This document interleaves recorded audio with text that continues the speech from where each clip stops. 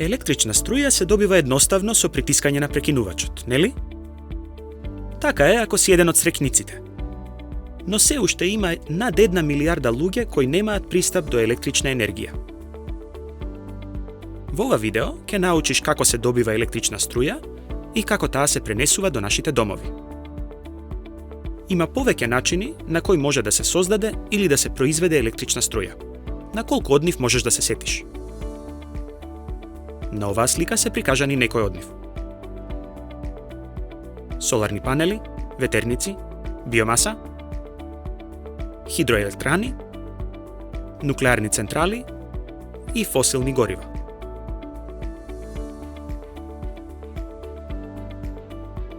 Исто така, постои геотермална енергија, моќта на плима и осека, како и моќта на брановите. Освен горењето на фосилните горива и нуклеарната енергија, останатите се обновливи извори на енергија. Моментално, околу 80% од енергијата во светот потекнува од фосилните горива. Прво ќе го разгледаме горењето на фосилните горива во централите, за да се создаде енергија, а потоа ќе ја разгледаме националната мрежа, која се однесува и на необновливите и на обновливите енергии. Да почнеме со фосилните горива во централите. Повеќето централи користат јаглен како извор на енергија и работат на следниот начин. Прво, јагленот гори во централата. Топлината што се добива од горењето на јагленот се користи за загревање на водата, која кога врие се претвора во водена пареа. Второ, оваа водена пареа се користи за да ги движи перките на турбината. Турбината личи на вентилатор или на турбина на ветер. Таа го врти генераторот, во кој се вртат жици обкружени со магнети, кои создаваат електрична струја. Така работи централа на база на фосилни горива.